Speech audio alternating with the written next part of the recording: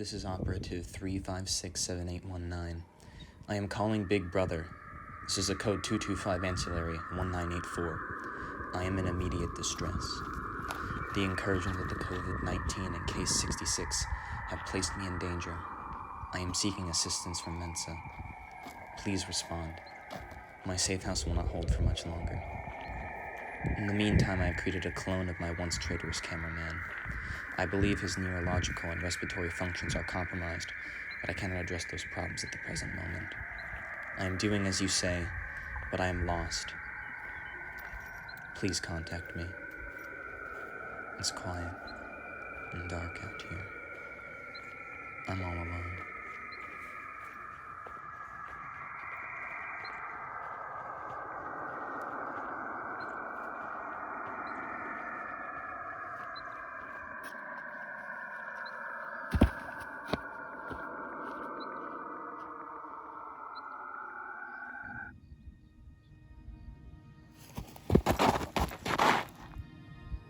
Hey, Josh here. It's been a long time again, hasn't it? You know what? That's besides the point.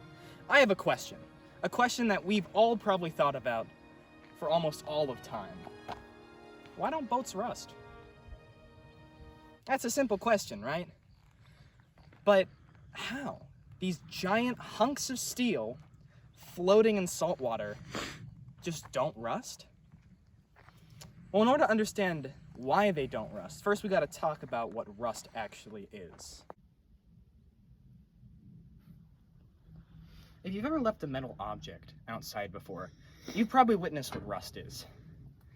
Rust is inherently a type of corrosion.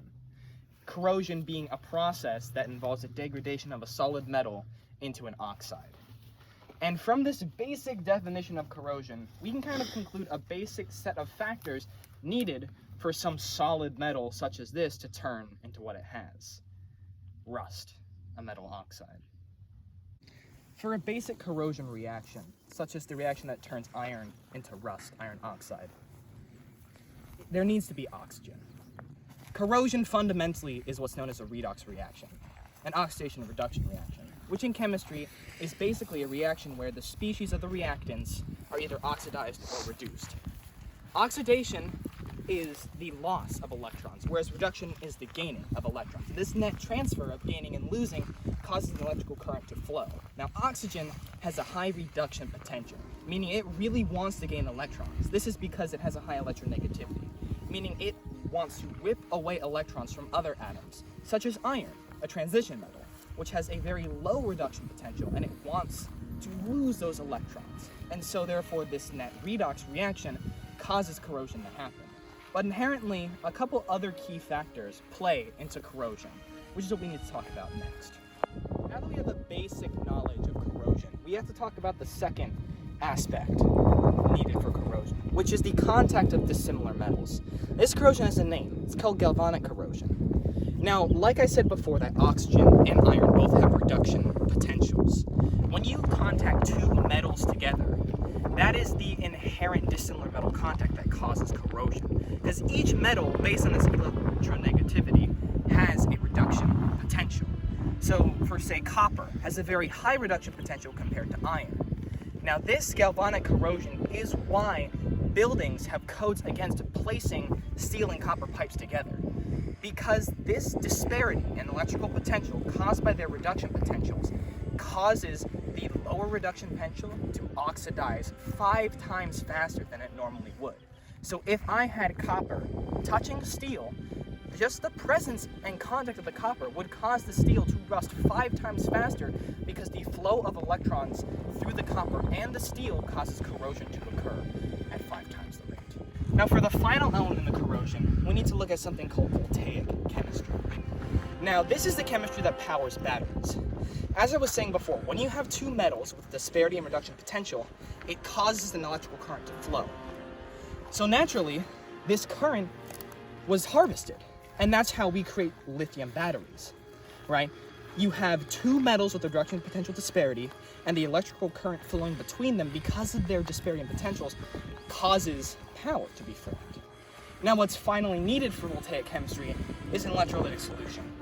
An electrolyte is simply a solution of ions that allows an electrical current to flow, connecting these two poles or electrodes that are called the anode and the cathode. The cathode in electrical chemistry is the higher reduction potential, and the anode is the lower reduction potential. Anode is where oxidation occurs, cathode is where reduction occurs. So finally, we've gotten to the answer that we're looking for. How do boats not rust? Because a boat is sitting in probably the most corrosive environment on the planet, salt water, a giant electrolyte solution. And the solution involves this voltaic chemistry. All these aspects of corrosion that I've been explaining lead to the answer. Now, boats have what's called sacrificial anodes have been used on boats for hundreds of years. The basic sense of a sacrificial anode is that you attach a metal of a lower reduction potential onto the metal that you want to save. And because it is so easily oxidized, corrosion attacks just that metal that's in contact with yours. For say on an iron boat with a steel hull, these chunks of zinc would be placed all over the hull, and only the zinc would corrode, because corrosion attacks that metal because it has a lower reduction potential than the iron. It's marvelous to think that these giant boats are saved by these tiny chunks of metal. This same reaction is what's used to save bridges, where you can have one iron bar connecting a block of zinc to your bridge, and all of the corrosion will attack the zinc and not the iron. It's beautiful, but sacrificial anodes. What is sacrifice, really? Sacrifice is a funny concept when you think about it inherently. It is very Homo sapiens centric. Sacrifice comes from the Latin root sacra, meaning sacred. Sacrifice was originally viewed in ancient times as a holy act, a sacrificial lamb, cut to appease a god. Aztecs practiced human sacrifice, where they would take the poor of Tenochtitlan and slice their throats to appease the carnal deities that they worshipped. But is sacrifice inherently sacrifice?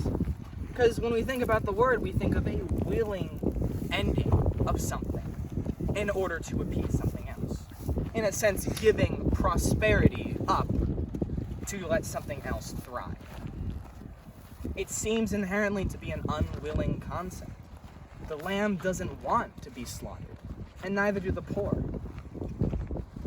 So, can we ever say that sacrifice actually exists?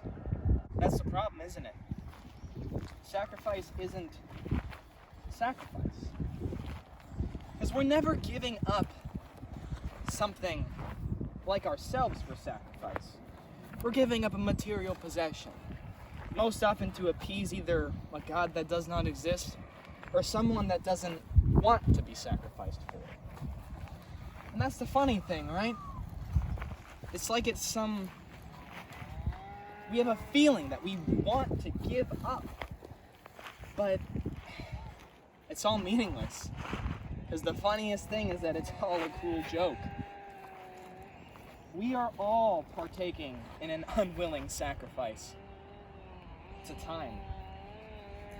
Now, for thousands of years, we've tried to give names to time, aeon, God, but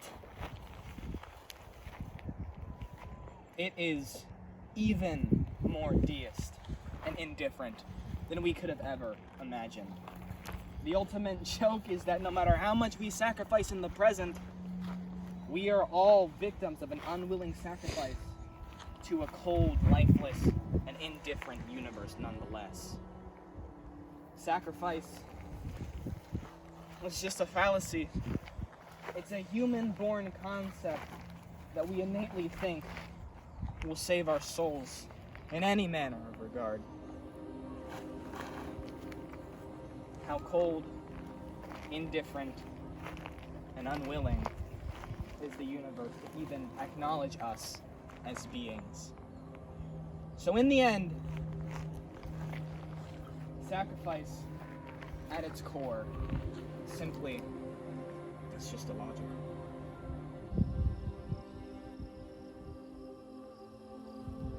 So in the end, this human definition of sacrifice is inherently giving up something strong so something weak can thrive.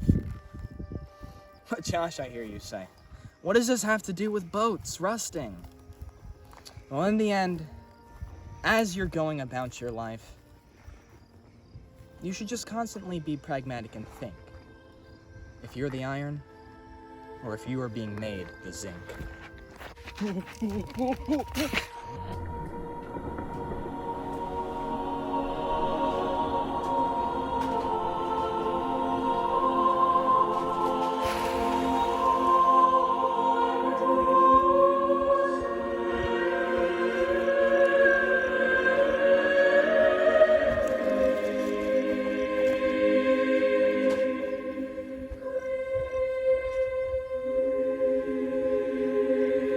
I once saw a dead bird fallen from a tree. It sat so unscrupulously crumpled in a heap, wings splayed out at dissimilar angles, frame contorted and rotted. I wondered for a moment why it was left so unceremoniously dead upon the sidewalk, that even the insects had stopped scouring its courts for sustenance.